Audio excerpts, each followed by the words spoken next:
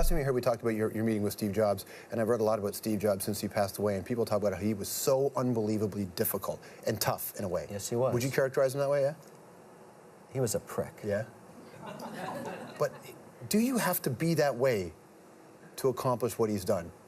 You know, I respect him for the tremendous success and the vision he had. I was proud to work for him, because that's what I was doing, supplying him educational software. I always thought in person he could have been a nicer guy, but would that have changed the outcome? Maybe. He was a genius. And I remember him saying, I asked him about, well, maybe we should do some market research on this before we spend $2 million on a particular product we're doing for Rita Rabbit. And he said, we don't do market research. We tell them what they want. And I thought, wow, not only is that arrogant, but it's brilliant. Yeah. And it worked. Right. And so I said, okay, big guy, let's do it. And it was very successful.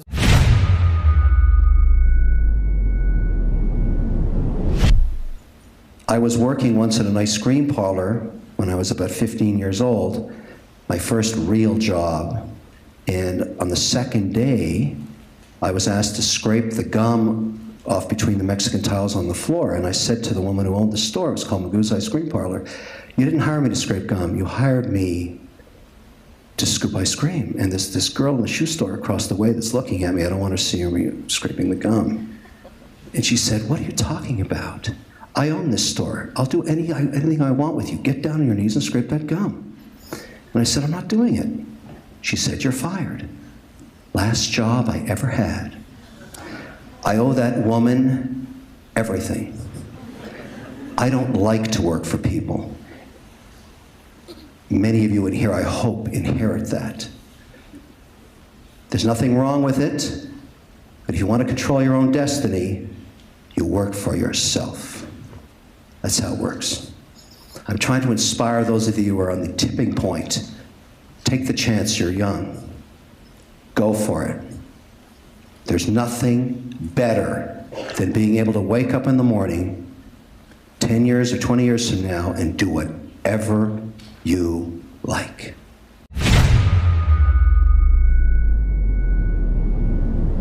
Unfortunately, one of the great benefits of technology is productivity. One of the big downsides, it's incredibly distracting. People check their Twitter account, or they'll answer a Facebook message, or they'll do something that has nothing to do with making money. Mm-hmm. And the reason you go to work in the morning is to make money. That's yes. What you're there for. All the other wonderful things you can do with your time are based on your ability to create an income for yourself and your family. So why spend any time doing all that crap, which is distracting? And so that's the number one thing I find in my companies is when you see someone failing and you look at how they manage their time, you'll see right there what's going on. They're not focused on what matters.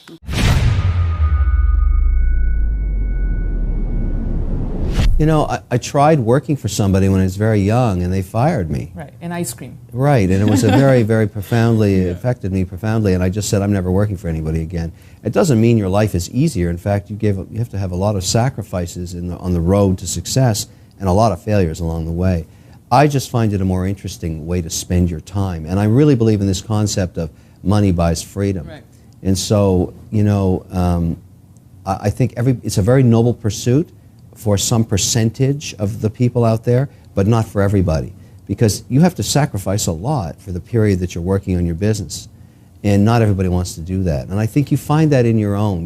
You start down that path, and if it's too much of a sacrifice, you revert back to being an employee. It's very noble to do that too, but it's not the same thing. It takes a long time to set yourself free working for somebody else. Communication skills, it turns out, are paramount. The ability to actually articulate what your idea is in a very short period of time is number one.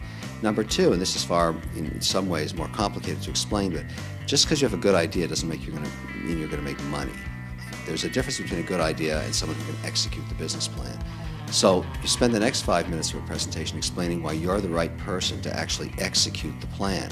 And this is far more complicated because you get peppered with a whole series of questions in any presentation that you're trying to raise money for, whether it's on Dragon's Den, Shark Tank, or out somewhere else. How much of your own money have you put into this business? I put $50,000 of my own money, and I haven't taken a salary out of this company in a year and a half. Crimea River. You have to go through that gauntlet to prove that you're the right person or your team are the right people.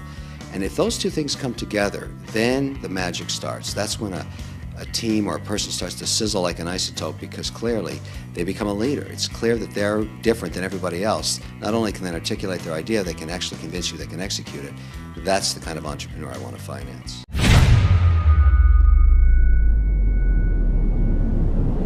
The reason most people fail in business is they make the assumption they're good at everything. And they're egotistical maniacs.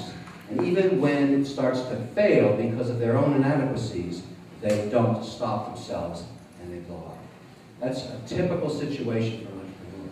So you have to look yourself in the mirror, and this is hard to do sometimes, and say, what am I really good at and what do I suck at?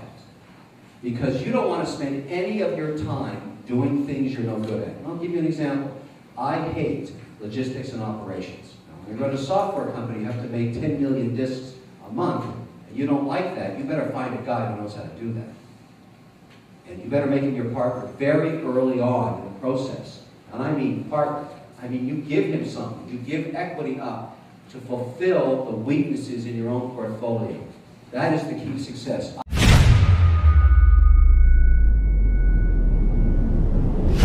I've also learned over a long career that everybody's replaceable. I love it when somebody says to me, oh, we can't get rid of that person. They're irreplaceable. I fire them right there.